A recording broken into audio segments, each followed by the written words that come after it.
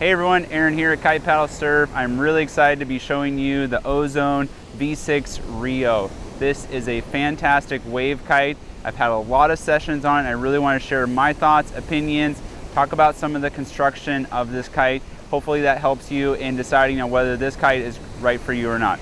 Starting off, let's get this bag out of the way. Ozone has done a great job with this bag. It's very simple, clean. They put a mesh net at the bottom, which helps drain out all the sand that I gather from the beach. It also lets out all of the moisture from the kite so it can dry out almost within the bag. Still nice to take it out though to get a full dry, but works great. Pump on this side to hold, and it's got a big pouch right here for your water bottle and your control bar, and then some twin tip straps on the back, or wetsuit or towel you can put on the back. So it's a great, simple bag, works awesome. Let's get that out of here. Okay, so right here we're looking at the V6 version. Most of you guys know the REO has been out for a long time. It is their tried, true, proven wave kite. So each model year, which is about every 2 or plus years, they try to make small improvements to make it better. This is a 10 meter that we're looking at. This was the only size that I used from the V6. I had it in wind conditions anywhere from say mid-teen, we'll say 15 miles per hour, all the way up to 25, 26 miles per hour on the high side. So it has a really nice range for that 10 meter, which is why I like it. Construction wise, most people know that the Ozones are built so nice because they actually own their own factory in Vietnam. So they have a lot of control over what's being produced. And Ozone is different from any other brand in that when you order an Ozone kite, and if we don't have it in stock, we order it from Vietnam. It's actually made for you, brought to us, and then we deliver it to you. So it's really cool that they're actually almost made to order, except for the ones that we carry in the shop. Very strong, incredibly durable, especially the REO, because it has to be strong enough to withstand the surf conditions, crashing in the waves, rolling it up onto the beach. It's got to be built tough. So they use great canopy material that's super strong. All of the trailing edge is reinforced. Plus they have these bumper scuff guards on the trailing edge, which are really nice, adds more durability. Some Dacron on the trailing edge by the attachment points over there.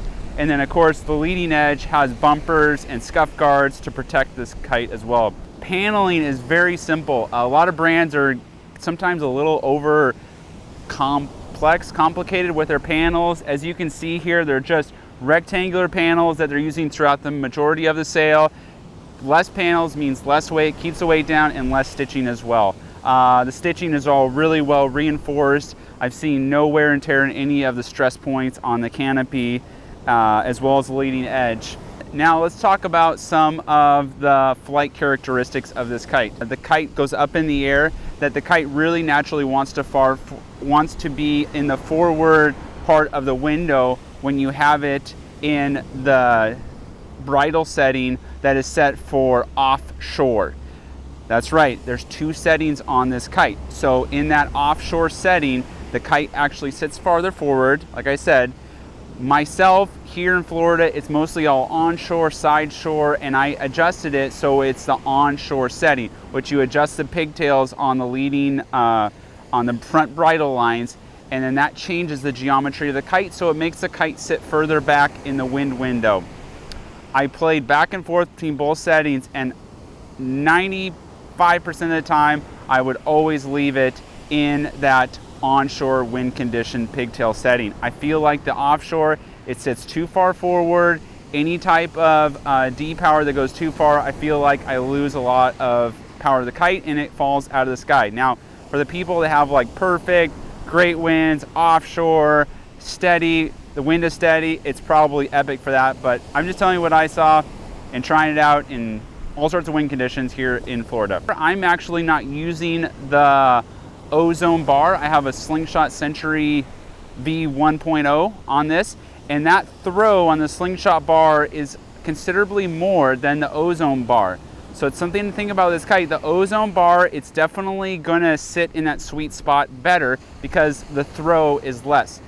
The Slingshot bar has that more throw, so once I would go too far out, I noticed that the kite would flutter a lot and sometimes it would fall out of the sky.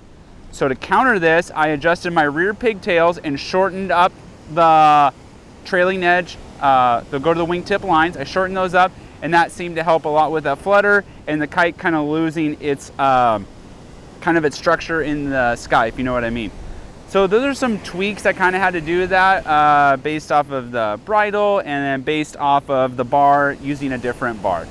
So once I got all that dialed in and I'm out there and I'm surfing the waves, it is such a nice kite to ride in the waves because it really has a nice pivoty turn, very little power in the pivot. So when you make those transitions on your surfboard and you need to redirect the kite quickly, it moves there fast and it doesn't pull you off your board, which is great if especially you're strapless and you don't want to be pulled off your board. Jumping is another great characteristic of this kite. It sends you off waves strapless, but at the same time you can really let that bar out and bring you down quick. You don't lose your surfboard underneath you. So I feel like the jumps are lofty enough for a surfboard, but not too much that it's a big air machine where you're going to go super, super high and lose your surfboard every time. So I feel like those are really good characteristics. And then as far as the drift, so when you're riding the wave and you want to sheet some of that power out, I feel like it drifts really nicely in that setting that I have it in. And it'll just sit there, hang there, wait for you to do what you're going to be doing with your surfboard, and then pull the power in, and then you can do whatever it is what you can with the kite. Let's talk about upwind. Upwind is really important in kite surfing because, as you know, or if you're about to learn to start kite surfing, is you ride a bunch of waves, you hit a bunch of sections, you automatically head downwind. It's just a much different experience kiting that way than first twin tip, where you're maybe going back and forth, doing jump back and forth. You got to be able to get upwind with a surf kite. I feel like Ozone does a great job at getting the right amount of power in this kite so that it can get you upwind. I had no issues with my kite surfboards getting upwind, so definitely a plus there with that. Relaunch is really good. It is more of an open sea, so it's a pretty flat leading edge. I don't think it has a lot of curvature to it, so in lighter winds there would be times where relaunching it is challenging versus a kite that has a lot more sweep to it, where it can roll off of a wingtip. So that's something to note, that you kind of need to be maybe a little bit more advanced in lighter winds to relaunch it in the surf especially. Apart from riding it in the surf, I also used it with a twin tip. Works great as a twin tip, not dedicated for the twin tip, but I really enjoyed it. Kite foiling, I had 3 sessions on it, kite foiling.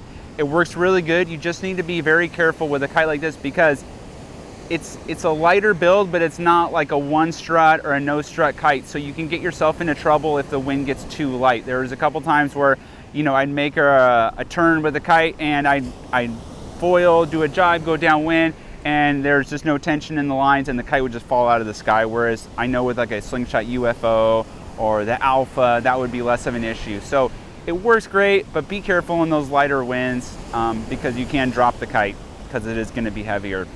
But apart from that, I've really enjoyed kite surfing this kite. It's kind of helped me progress back into kiting. Been spending a lot of time on the wing foil, so transitioning back into spending a lot more time in the surf, I feel like this has been a great size. I think the 10 meters is a sweet size that gets you out in winds that are marginal to solid winds up in the mid-20s, and it was totally comfortable with that.